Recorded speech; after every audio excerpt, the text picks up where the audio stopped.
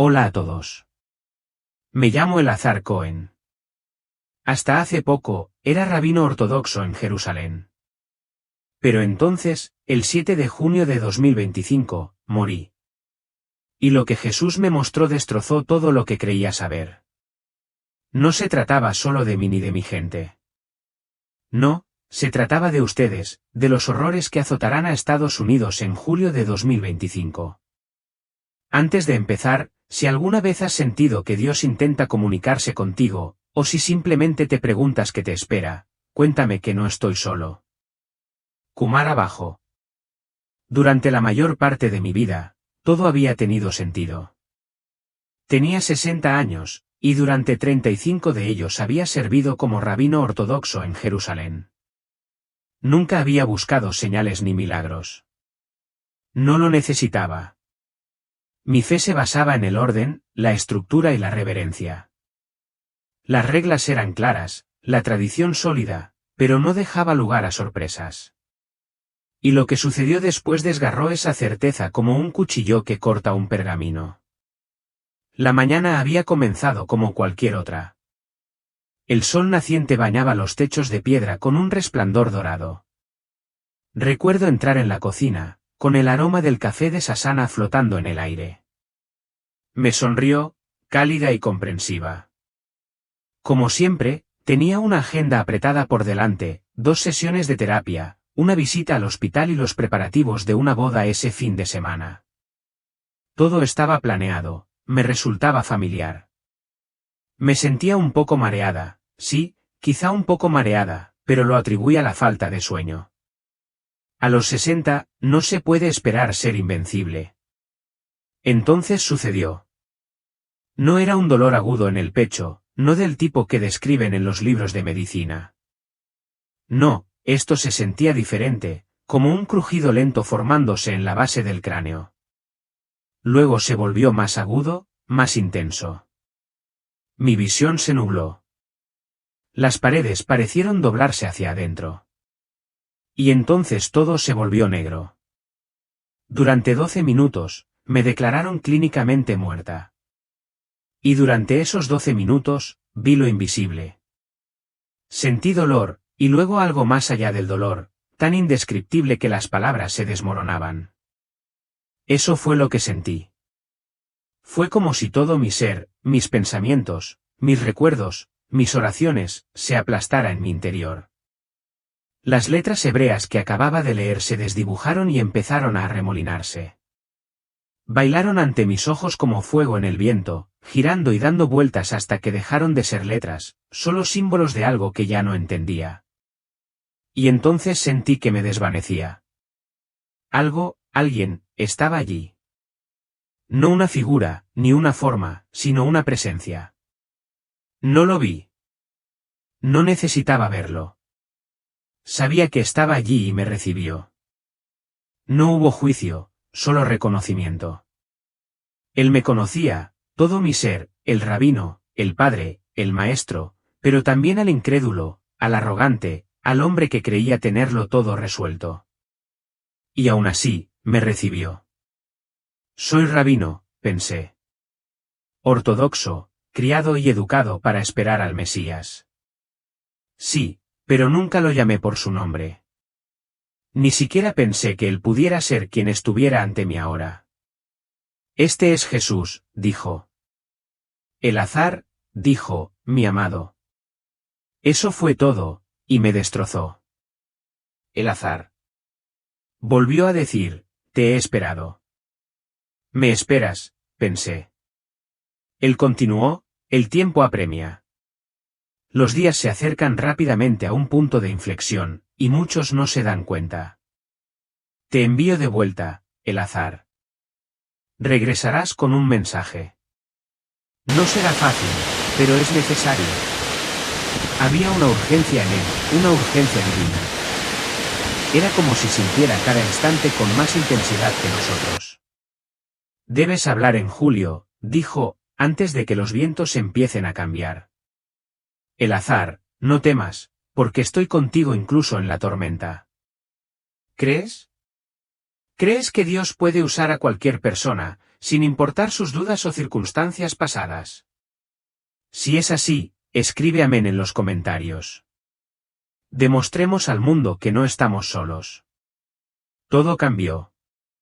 No sé cómo describirlo de otra manera. Fue como si la propia realidad se hubiera desprendido, y de repente no solo veía algo, sino que estaba dentro de ello. La luz a mi alrededor se desvaneció en una especie de oscuridad viviente. Y entonces, lentamente, como una cortina que se descorre, una enorme visión se desplegó ante mí. No era un sueño. No era simbólico. Era real, más real que la vida consciente. Lo primero que vi fue un mapa inmenso. No una hoja de papel plana, sino una extensión vibrante y palpitante que se cernía ante mí como si la tierra misma se hubiera convertido en un lienzo de advertencia. Mi mirada se dirigió de inmediato a Oriente Medio.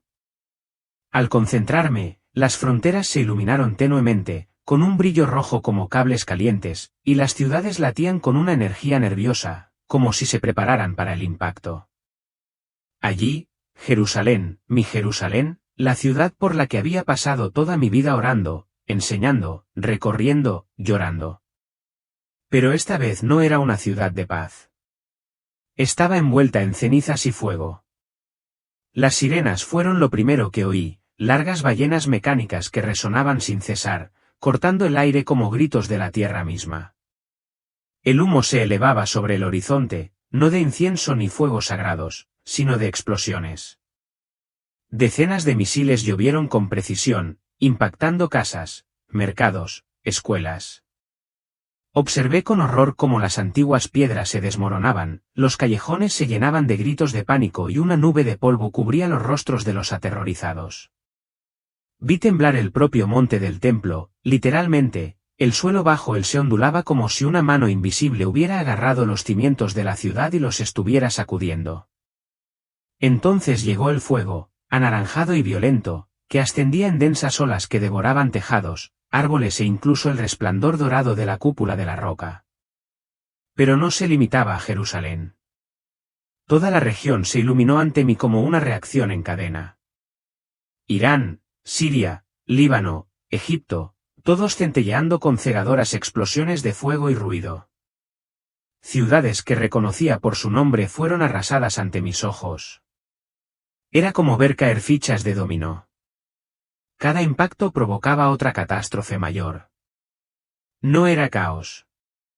Era coordinado, metódico y terriblemente calculado. Entonces lo oí, no, lo sentí, una voz interior que no era la mía, firme y triste: esto no es solo entre naciones. Es más antiguo, más profundo, y ya se ha escrito antes. Ni siquiera podía procesar lo que eso significaba antes de que la visión me arrastrara más profundamente, pasando zumbando entre el humo y los escombros. De repente, ya no flotaba sobre la tierra, sino que me encontraba en una lujosa sala de conferencias, tras el velo del poder. Vi una mesa pulida, brillante y larga, rodeada de hombres con trajes elegantes. Parecían serenos, incluso tranquilos, como si nada más allá de esas paredes pudiera conmoverlos. Pero el verdadero horror no eran ellos, sino lo que se alzaba sobre ellos. Sobre cada hombre flotaba una presencia. No eran personas. Ni siquiera sombras en el sentido tradicional. Eran la negrura misma, densa y pesada, como la gravedad envuelta en piel. No tenían rostro, pero donde podría haber un rostro, había dos ojos ardientes, de un rojo intenso, casi fundidos, como brasas asomadas entre el humo. Susurraban, pero no en ningún idioma de este mundo, y aún así los entendí con perfecta claridad, como si me hablaran directamente al alma. Inicia la secuencia de Julio. Golpea el corazón donde más débil está. Aliméntalos con la desesperación. Que se extienda. Sus palabras eran veneno, no gritadas, sino como semillas sembradas directamente en los pensamientos de los hombres de abajo. Y me di cuenta de que esos hombres no estaban dirigiendo nada, estaban siendo dirigidos. Uno de ellos firmó un documento, moviendo la mano con seguridad mecánica. Otro lo siguió, y luego otro. Me acerqué, atraído por una especie de temor enfermizo, y vi la parte superior de la página. El nombre de la operación estaba escrito en negrita, con letras escalofriantes, Operación Punto de Destrozo. Debajo había mapas, algunos militares, otros políticos, pero otros parecían espirituales. Estaban marcados con líneas que no solo seguían fronteras o ciudades, sino que parecían atravesar la fe, la identidad e incluso la esperanza. Los documentos llevaban una fecha clara e inequívoca, julio de 2025. Las imágenes me sacudieron, no porque no creyera que el mal pudiera existir, sino porque nunca me había dado cuenta de cuán profundamente se había incrustado, enroscándose silenciosamente en los lugares más altos de la toma de decisiones humanas, como una serpiente cubierta de terciopelo. Entonces volví a oír su voz, no severa, sino solemne, como un padre tratando de explicar una terrible verdad a un hijo que finalmente está listo para comprender. El azar, esta es la verdad que pocos están dispuestos a ver. La guerra que creen que se avecina ya ha comenzado. Y tú, debes decirla. Me flaquearon las rodillas. Mi espíritu tembló. Todo mi ser quería apartar la mirada, olvidar lo que acababa de presenciar. Pero sabía que me habían mostrado esto no para asustar, sino para advertir, para despertar. Esto no era política. Esto no era estrategia. Era una guerra espiritual, antigua y activa. Y se extendía como una tormenta hacia todos los rincones de la tierra. En ese momento, comprendí que no estamos viendo la profecía desarrollarse desde una distancia segura. Vivimos dentro de ella. La imagen de la guerra se disolvió tan rápido como había llegado, desvaneciéndose entre sombras que se desvanecieron como humo en el viento. Entonces, como una cortina que se abre de nuevo, apareció un nuevo mundo. A primera vista, parecía más seguro, más limpio, incluso más avanzado. Pero casi de inmediato, presentí que algo andaba mal, profundamente mal. Era demasiado perfecto, demasiado silencioso, demasiado estéril, y sobre todo, demasiado vigilado. Esto no era un campo de batalla en el sentido tradicional. Era algo mucho más siniestro, algo refinado, seductor y completo. Dondequiera que miraba, había ojos, no ojos literales, sino ojos integrados en cada superficie, cada dispositivo, cada aliento de la vida moderna. Vi cámaras ocultas en farolas, sensores incrustados en aceras, drones del tamaño de libélulas zigzagueando silenciosamente por el aire de la ciudad e interfaces digitales que se iluminaban con la gente que pasaba. Sus teléfonos parpadeaban. Sus gafas inteligentes susurraban actualizaciones. Sus sistemas domésticos escaneaban y respondían incluso antes de que hablaran. Pero no terminaba ahí, lo sentí casi como una red que se cerraba. La IA, la inteligencia artificial, ya no era solo una herramienta. Había evolucionado, o quizás se le había permitido evolucionar, hasta convertirse en algo omnipresente, no contento con observar lo que hacías.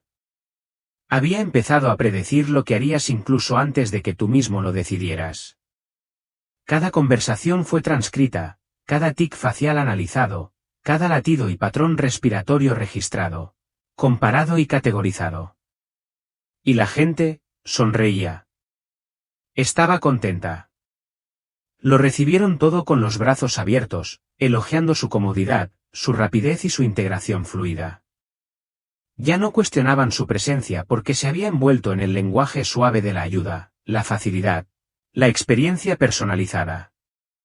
Escuché el eslogan en el aire, susurrado como una oración al revés: permítanos facilitarle la vida. Pero detrás de la facilidad estaba el control, un control absoluto e implacable. Las personas se habían acostumbrado tanto a ser guiadas, filtradas, observadas e impulsadas que ya no percibían la pérdida de autonomía. Ya no extrañaban la privacidad porque el sistema había redefinido lo que significaba la normalidad. Y no se vieron obligados a aceptar esta realidad, la eligieron. Esa fue la parte más aterradora. Las jaulas eran invisibles. Las cadenas estaban hechas a voluntad. Vi a jóvenes que no podían pasar ni un minuto sin revisar sus dispositivos de pulsera, registrando cada caloría, cada paso, cada palabra. Vi a padres que, con orgullo, dejaban que sus hijos fueran monitoreados las 24 horas del día, asegurándose de que era por seguridad. Vi a los gobiernos implementando nuevas identificaciones digitales y a las masas haciendo fila para que se las implantaran como si fuera una celebración. Y, sin embargo, en medio de toda esta brillantez y orden, había un profundo escalofrío, como si el mundo hubiera perdido su alma y la hubiera reemplazado por circuitos. Entonces llegó la parte que más me impactó.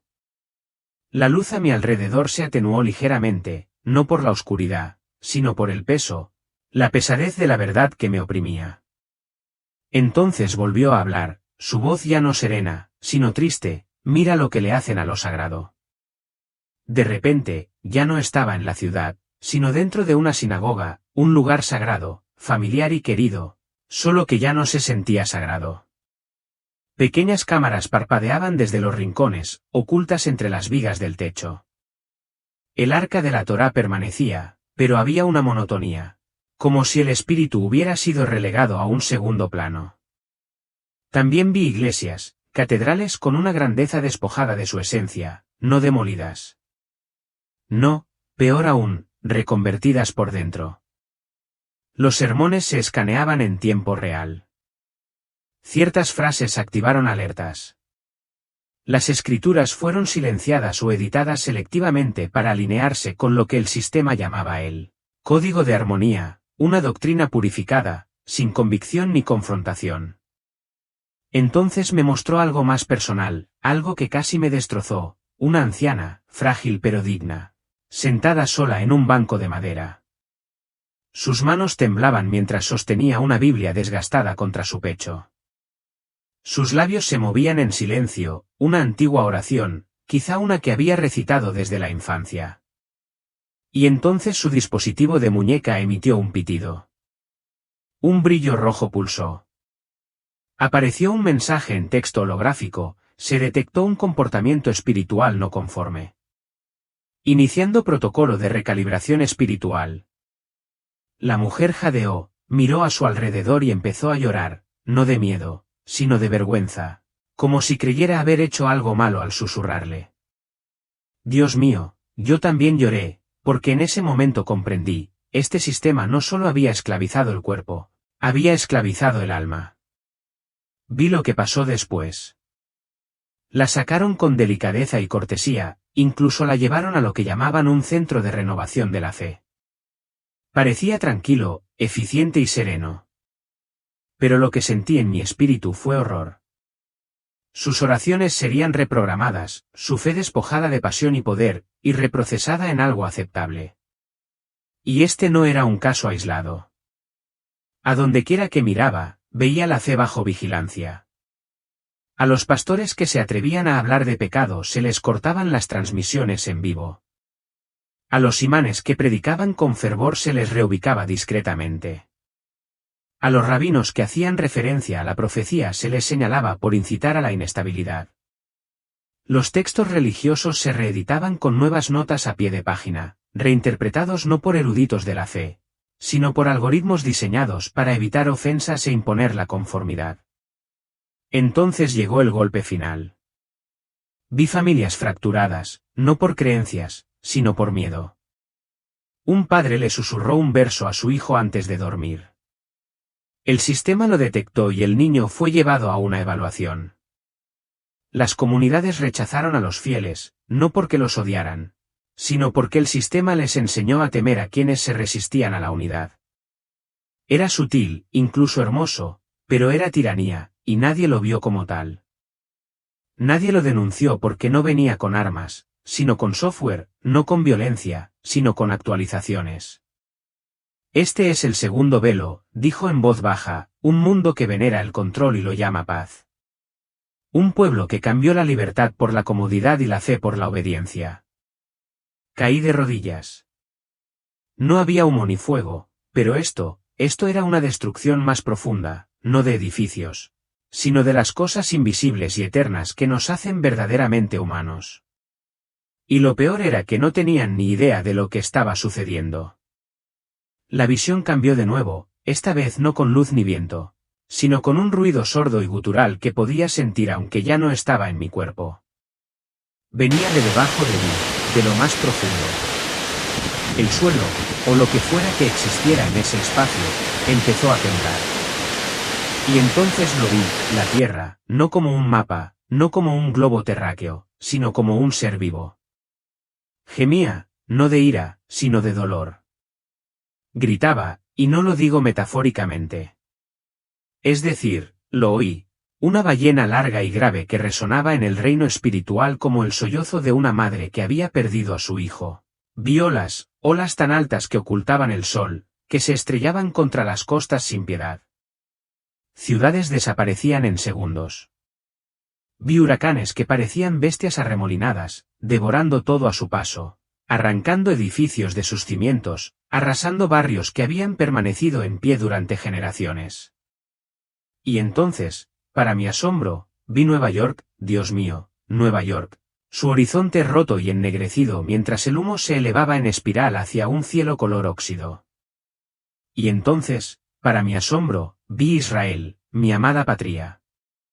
Las colinas de Galilea se agrietaron. Antiguas piedras enterradas bajo tierra quedaron expuestas a la luz del día por primera vez en siglos. Jerusalén, incluso Jerusalén, se estremeció. Y entonces lo volví a oír, no enojado, sino afligido. El azar, dijo. La Tierra no solo reacciona a la contaminación ni a los ciclos de la naturaleza. Responde a algo más profundo, al colapso del espíritu, a la traición de la verdad. La creación fue hecha para reflejar mi gloria, pero ahora refleja la agonía de mi ausencia. No fue el cambio climático. No fue mala suerte. Fue una rebelión espiritual que resonaba en la estructura misma de la creación. La tierra no solo se agrietaba bajo presión, clamaba contra el peso de nuestro pecado, nuestra corrupción, nuestra negativa a retroceder. Pero eso no fue lo peor.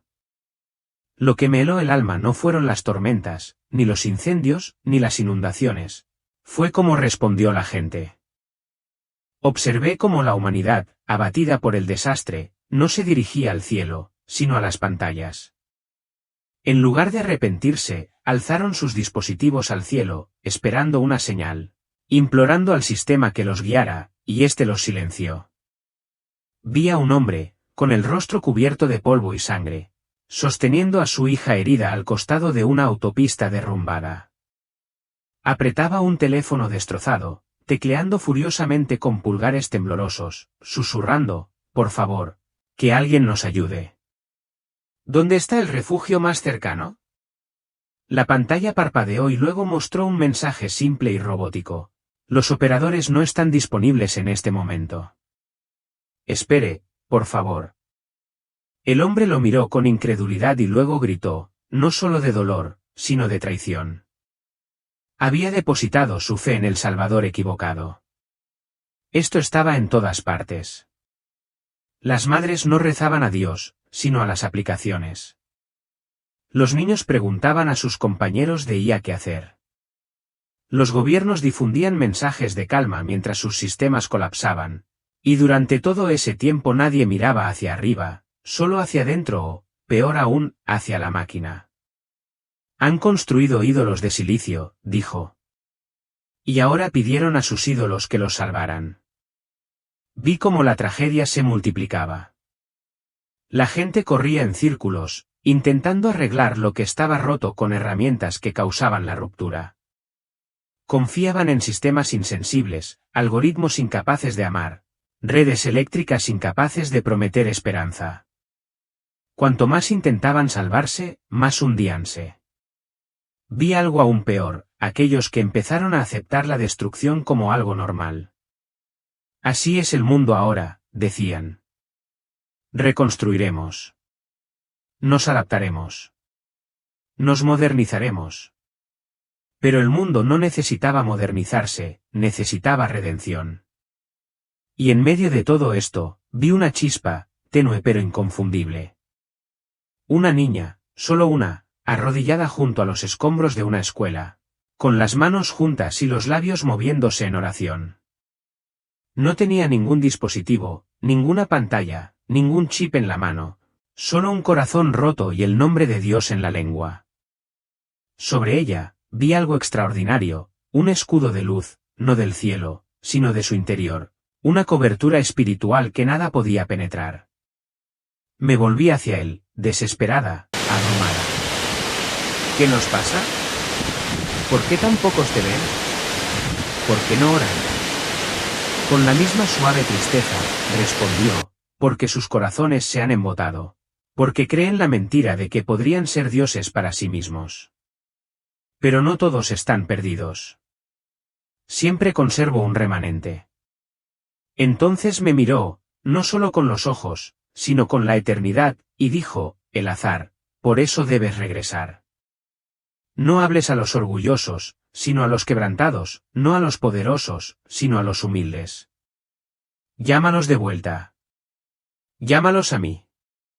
Temblé, no de miedo, sino de puro peso.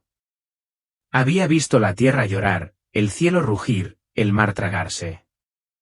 Sin embargo, la verdadera guerra no estaba allí, estaba en los corazones de las personas, en sus decisiones, en a quién recurrían cuando el mundo se estremecía. Y ahora me dirijo a ti, donde quiera que estés leyendo o escuchando esto. Quizás estés en Dallas. Quizás en Nueva York. Quizás en Tel Aviv. Quizás en un pueblito que nadie nota. Pero el cielo sí. Dios conoce tu nombre. Él escucha tu respiración. No estás solo en este temblor.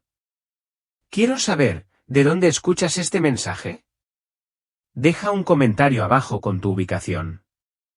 Ya sea que estés en California, Ohio o Jerusalén, estamos juntos en este viaje. Si esta visión te conmovió, si aún crees que es hora de volver atrás, de clamar a Dios, dilo en voz alta. Dilo con valentía. Escribe amén.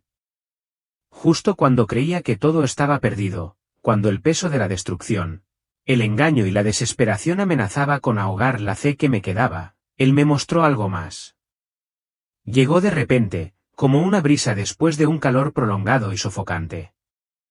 Mis ojos, aún ardían por visiones de devastación, se sintieron atraídos por algo diferente. Dispersos por el mundo destrozado, como pequeñas brasas brillando en un mar de ceniza, había pequeños grupos de personas. Eran pocos y distantes entre sí, pero inconfundiblemente presentes. Cada grupo brillaba como una vela en la oscuridad, tenue, pero firme. Al principio, no entendía lo que veía. Pero luego miré más de cerca y mi corazón se estremeció, esta vez no de miedo, sino de asombro. Estas no eran reuniones comunes. No eran protestas.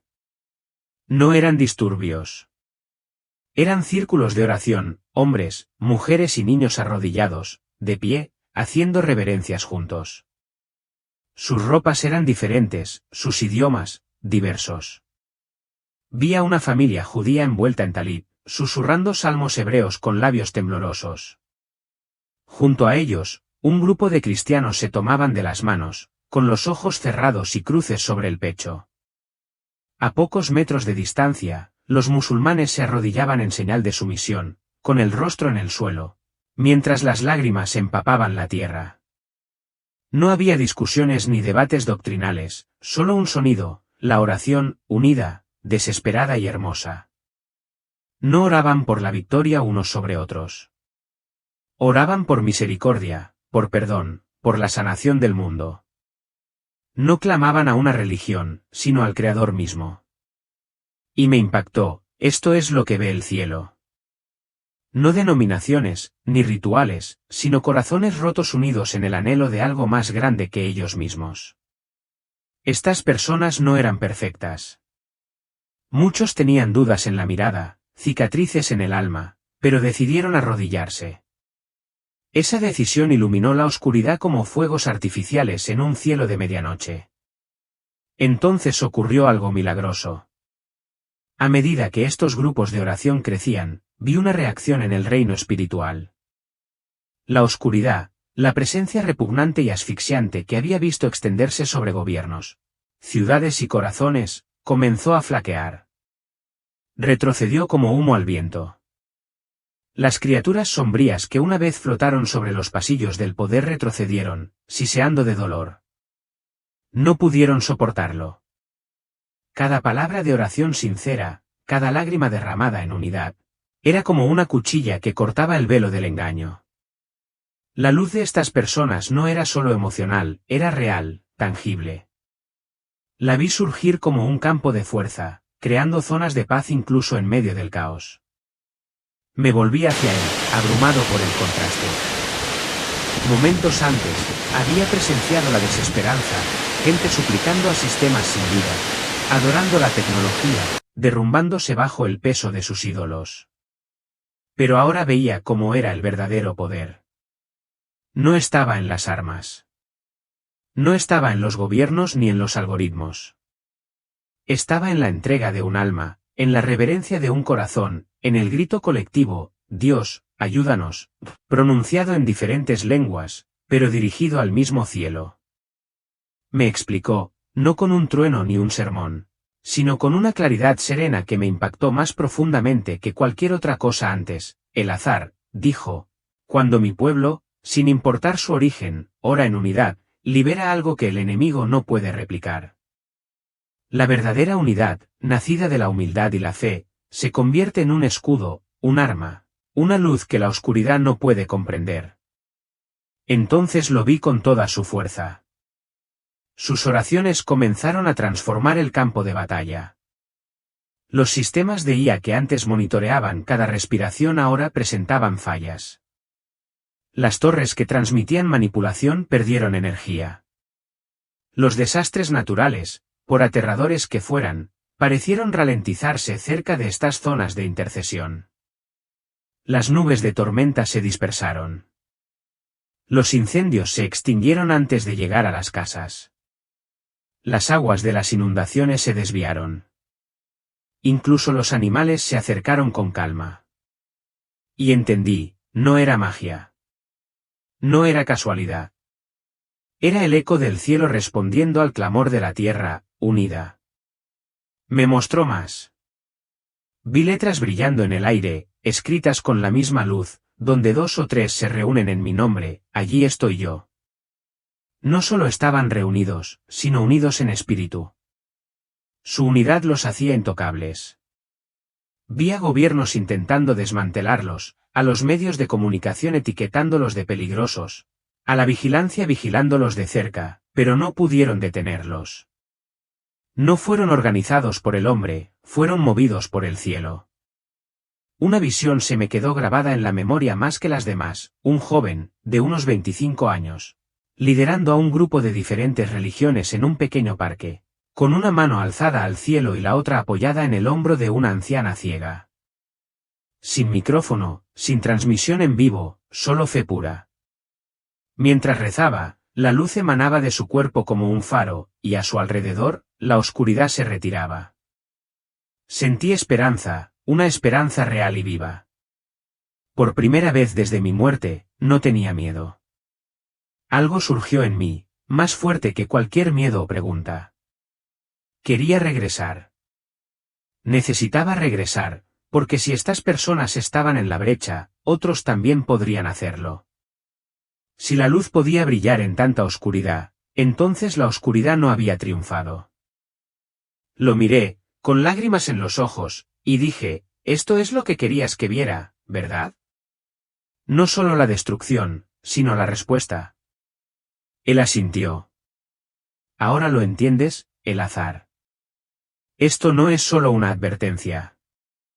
Es una invitación. Diles que aún tienen la decisión, pero que el tiempo apremia. Pensé que las visiones habían terminado. Creí haber visto la advertencia, el colapso, la esperanza.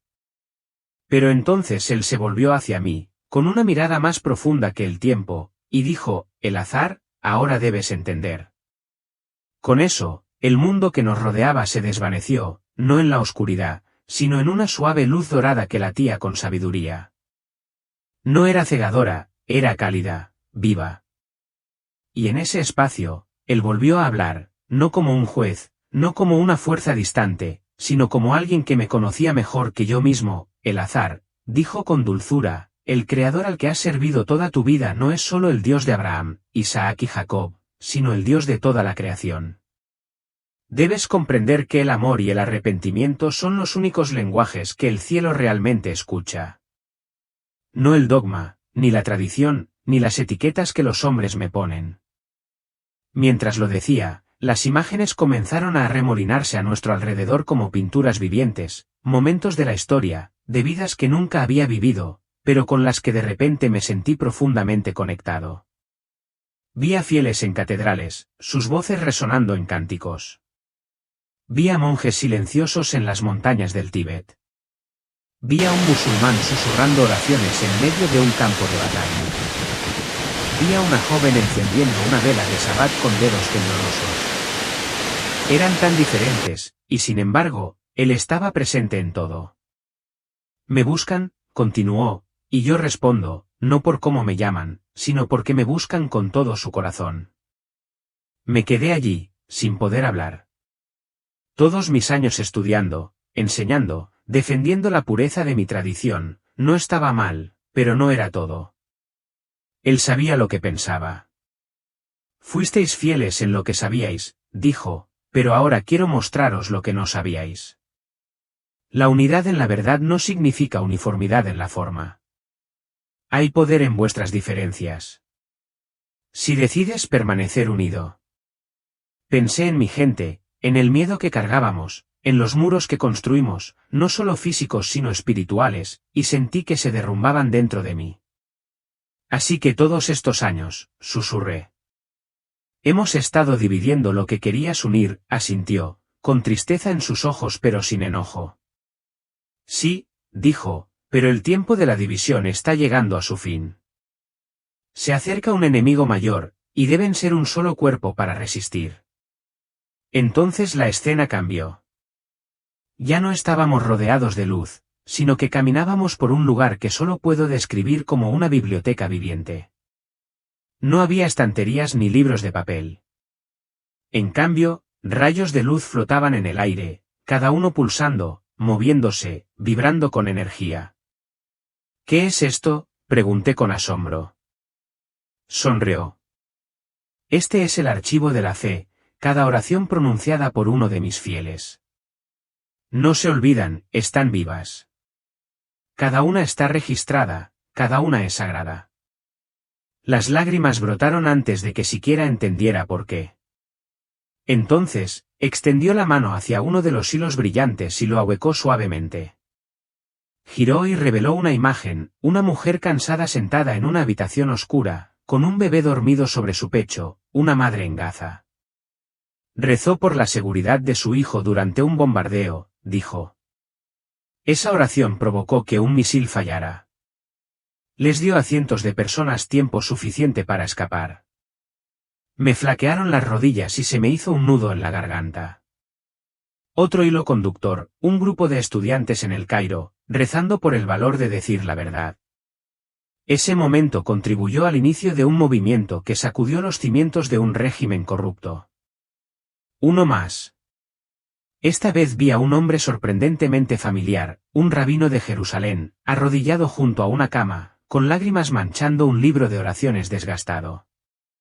Rezaba, Mesías, susúrrame sabiduría. Esa oración inspiró un avance científico, una medicina que ha salvado a millones. La biblioteca era interminable, miles, no, millones de estas luces brillaban a nuestro alrededor, cada una prueba de que la oración no es pasiva, es poder. No es un ritual, sino una revolución. Se creen débiles, dijo, refiriéndose a nosotros. Pero te digo esto ahora, el azar, cada alma que se atreve a alzar la voz con sincera esperanza y entrega lleva consigo un poder que estremece los cielos. Diles que no dejen de orar, que no dejen de tener esperanza. Cada susurro cuenta. Cada lágrima queda grabada. Cada momento de fe alimenta la luz que disipa la oscuridad.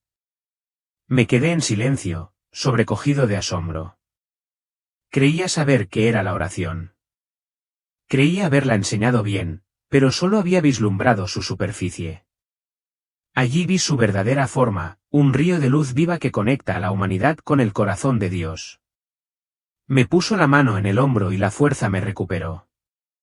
El azar, dijo, por eso te lo mostré todo, no para aterrorizar, sino para prepararte, no para condenar, sino para despertar. Ve ahora. Comparte lo que has visto. Recuérdales que ningún acto de fe es en vano, y recuérdales que no están solos. Justo cuando creía que las revelaciones llegaban a su fin, tras las visiones de guerra, tecnología, el gemido de la naturaleza y la gran unidad de la oración, recibí un regalo más, uno que dejaría una huella más profunda que cualquier otro. No fue un incendio, ni un terremoto, ni un coro de ángeles. Era un rostro familiar, curtido, amable. Di un grito ahogado, no de miedo, sino de un anhelo que no sabía que aún seguía vivo en mí.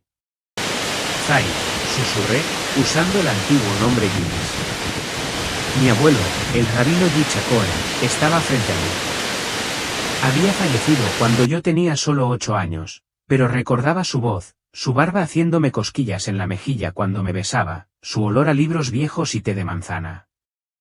Allí estaba, sin envejecer, sin ser fantasmal, simplemente en paz, radiante, como si las preocupaciones de la vida se hubieran disuelto hacía tiempo y solo quedara la sabiduría. Me sonrió, y cuando habló, fue como escuchar una canción de cuna que no me había dado cuenta de que me perdía. El azar, hijo mío, dijo con voz cálida y seria, lo que has visto no es un sueño. No es imaginación, es real, y te fue dado por una razón. Se me hizo un nudo en la garganta. Pero Zadedai, dije, ¿por qué yo? Es que... Me detuvo con suavidad. No eres cualquiera. Eres parte de un legado, una hebra en el tapiz de la oración que se tejió mucho antes de que nacieras. Mi padre oró por ti, igual que yo. La fe que llevas no es solo tuya, es de generaciones enteras. En ese momento, comprendí algo que nunca antes había sentido. No estaba solo, ni en el llamado ni con la carga. Estaba parado sobre los hombros de gigantes, hombres y mujeres de fe que, a través de sus oraciones, me habían transmitido una fuerza que ni siquiera había reconocido. La luz que llevaba no nació conmigo, fue heredada. Y ahora era mi turno de transmitirla. Entonces el Mesías regresó, de pie junto a mi abuelo. Juntos hablaron, no con un estruendo atronador, sino con una serena unidad que me conmovió profundamente. El azar, dijo él, julio de 2025 pondrá a prueba al mundo. No será el fin, pero revelará quién camina verdaderamente en la luz y quién ha sido arrullado. Regresa con visiones e instrucciones claras, 3 cosas que mi pueblo debe entender y hacer. Estas no son solo sugerencias espirituales, son verdades de supervivencia para el alma y el cuerpo. Primer paso, orar sin cesar. Sé que esa frase se usa mucho hasta perder su significado. Pero cuando él la dijo, adquirió una fuerza que nunca antes había sentido. La oración no es mendigar, explicó el Mesías. No es un ritual. No es una actuación. Es comunión. Es aliento. Es el ancla que sostiene tu espíritu cuando azota la tormenta. Me mostró a personas que habían soportado el horror pero se mantuvieron en pie, no por tener armas ni riquezas, sino porque nunca dejaron de hablar con su Creador. Oraron cuando algo no tenía sentido, cuando estaban enojados, cuando estaban confundidos, cuando estaban rodeados de pérdida, y el cielo escuchó cada palabra. En estos días, dijo, la oración debe convertirse en tu primer instinto, no en tu último recurso, ora por la supervivencia, por sabiduría, por arrepentimiento, por los demás, por misericordia, por claridad, por fortaleza. Es tu arma más poderosa. Segundo paso, buscar la unidad entre los fieles. Mi abuelo me miró con sus ojos sabios y tiernos y me dijo, encuentra a quienes aman a Dios, no solo a quienes visten con la misma ropa o pronuncian las mismas bendiciones, sino a quienes realmente creen. Me di cuenta de la frecuencia con la que nos aislamos, de cómo el miedo se convierte en tribalismo y las convicciones se convierten en barreras en lugar de puentes. El enemigo los quiere divididos, añadió el Mesías. La oscuridad prospera cuando la luz se dispersa. Pero cuando mi pueblo se une con sinceridad, sin importar cómo me llamen, el enemigo huye. Volví a tener visiones, pequeñas reuniones de creyentes en sótanos, en bosques, en iglesias destrozadas, de la mano, clamando al cielo con una sola voz, y esa voz sacudió las mismas puertas del infierno. Paso 3. Prepara tu corazón y tu hogar. Esto me sobresaltó. Siempre creí en la preparación espiritual, pero ahora me dijeron algo más. El azar, dijo el Mesías con firmeza, habrá interrupciones, en los sistemas, en los suministros, en la paz mental. Dile a mi pueblo, no temas, sino prepárate. Vi escenas de gente luchando en el caos, demasiado tarde, sin estar preparada. Luego vi a otros, tranquilos, orando, reunidos con otros, ayudando a los necesitados. Abastécete de lo que puedas, dijo, agua, comida, artículos básicos, pero más que eso, prepara tu espíritu. Llena tu hogar con la palabra, con cánticos de alabanza, con perdón. Prepárate no solo para sobrevivir, sino para ayudar a otros a salir adelante. Me miró a los ojos, con una mirada penetrante y amorosa. Habrá un cambio de la oscuridad a la luz. Y quienes estén listos, no perfectos, pero humildes, liderarán. Mi abuelo puso su mano sobre mi corazón. Naciste para un momento como este, susurró. Ahora ve y di lo que has visto. Sé valiente. Sé sincero. Entonces volví a caer, a través de la luz, del sonido, del recuerdo, hasta que abrí los ojos. Estaba de vuelta en aquella habitación de hospital, las máquinas pitando, el rostro de Susana sobre el mío. El peso de un mensaje ardiendo en mi pecho. No quería irme, no después de todo lo que había visto, todo lo que había sentido. Pero no tenía elección. Llegó de repente, como un viento que cambia de dirección, feroz e imponente. En un instante me encontraba en la brillantez de un lugar indescriptible, con la mano de mi abuelo aún sobre mi corazón y las palabras del Mesías resonando en mi alma. Al siguiente caía, violentamente, arrancada de la luz del sol y arrojada a un pozo frío y silencioso. Un tirón brusco, invisible pero innegable, me arrastró hacia atrás a través de ese velo, como si una gran mano invisible me hubiera agarrado del pecho y me hubiera arrastrado a través de las dimensiones. El calor de la gloria fue reemplazado por una punzada de dolor gélido, y luego por un dolor paralizante. Sentía el pecho aplastado, mis extremidades temblaban, mis pulmones jadeaban desesperadamente, como si no recordaran cómo funcionar. Abrí los ojos y vi un borrón de luces blancas, oí el pitido agudo de las máquinas, olí el antiséptico, y luego su voz, el azar, ya despertó. Ha vuelto. El rostro de Susana, hinchado por las lágrimas, se cernía sobre el mío. Barasim. Lloró. Intenté susurrar su nombre, pero mi voz se quebró como tierra seca. El médico entró corriendo. Me dijeron que llevaba 12 minutos clínicamente muerto, 12 minutos. Pero para mí, habían sido siglos. Mientras mi cuerpo sanaba, mi alma no descansaba. Me llené de gratitud, pero también de una carga más pesada, había visto lo que se avecinaba, y ahora tenía que hablar. ¿Pero cómo? ¿Cómo se regresa del cielo y se habla del fuego que viene a la tierra? Lo intenté. Dios sabe que lo intenté. Al principio, hablé con suavidad, tomando el té con otros rabinos, durante largos paseos con amigos. Insinué que algo urgente se agitaba en mi espíritu, que julio de 2025 sería un mes como ningún otro. La mayoría asintió cortésmente. Algunos rieron incómodos. Otros me miraron con un sutil temor, como se mira a alguien a quien una vez respetaste pero ahora te preguntas si está decayendo. Cuando le conté a Susana toda la historia, lloró, primero de miedo, luego de amor. Quizás estabas soñando, dijo suavemente, echándome el pelo hacia atrás. Quizás tu mente imaginó estas cosas para protegerte de la muerte. ¿Qué podía decir? No podía demostrarlo, pero lo sabía. Sabía lo que veía, lo que sentía. Había caminado en la gloria. Había sido llamado.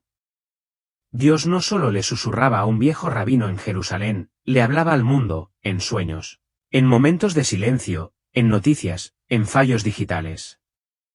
Estaba reuniendo un remanente, un grupo disperso de vigilantes y testigos que, como yo, vislumbraban lo que estaba por venir. La soledad se disipó, la carga no desapareció, pero se hizo más ligera porque supe que no estábamos locos. Estamos siendo llamados. Así que ahora hablo. Ya no temo lo que piensen los demás. No temo perder mi título ni mi reputación. Nada de eso importa. Lo que importa es la obediencia. Lo importante es advertirte, quien quiera que seas, donde quiera que estés, que julio de 2025 no es solo un verano más. Algo se avecina, no solo en el mundo natural, sino también en el espiritual, y separará a quienes están despertando de quienes aún sueñan. Julio de 2025 no es solo una fecha en el calendario. Es un punto de inflexión, un tiempo señalado, grabado en la eternidad, donde las decisiones de los hombres se enfrentarán a los veredictos del cielo. Me lo mostraron de forma clara e inequívoca. Las señales no eran símbolos vagos, eran indicadores precisos e innegables. Una rápida escalada de la inestabilidad política. La aparición de tecnologías intrusivas disfrazadas de conveniencia. Susurros de un nuevo orden mundial que ya no se esconde en las sombras. Se están preparando, orquestando, alineándose para algo, y si no despertamos para entonces, seremos arrastrados por ello. Estados Unidos, esta tierra que una vez fue designada para ser luz entre las naciones, se tambalea al borde del abismo. Lo vi con mis propios ojos, no a través de los medios ni de rumores, sino en ese lugar más allá del tiempo donde la verdad no se debate, sino que se revela. La brújula moral de esta nación, antaño cimentada en una fe profunda y una responsabilidad sagrada, ha comenzado a girar descontroladamente. Vi confusión, una división tan aguda que cortaba como cuchillos entre razas, generaciones, ideologías e incluso familias. Vi cómo se burlaban del nombre de Dios, reemplazado por lemas de autosuficiencia y esperanza artificial. Las instituciones se desmoronaban desde dentro. La verdad se retorció hasta perder su esencia. Y, sin embargo, lo que más me impactó no fue la rebelión, sino la desesperación. Una desesperación silenciosa que crecía como moho bajo la superficie. Le susurraba a la gente, nada importa. Nadie vendrá a salvarte. Simplemente acéptalo. Eso es exactamente lo que quiere la oscuridad. La desesperanza es el caldo de cultivo donde mejor crece la tiranía. Pero no tiene por qué ser así. Por eso me enviaron de vuelta, no para profetizar la fatalidad, sino para lanzar un llamado, una advertencia. Sí, pero una llena de posibilidades. Porque así como se acerca el juicio, también se acerca la oportunidad de redención. Sé que lo que voy a compartir contigo hoy puede ir mucho más allá de lo que alguna vez creíste, pensaste o te enseñaron. Si fuera yo, el cauteloso, crítico y racional el azar, también habría dudado. Pero rocé la línea entre la vida y la muerte. Me quedé en esa extraña luz, escuchando la llamada de aquel que nunca pensé que conocería. Y sé que ninguna de estas palabras es inventada, porque nunca quise esto, pero él sí. Su amor, su misericordia, está más allá de toda la oscuridad que este mundo enfrenta. Él es real y está más cerca que nunca. Si sentiste miedo durante este camino, es comprensible.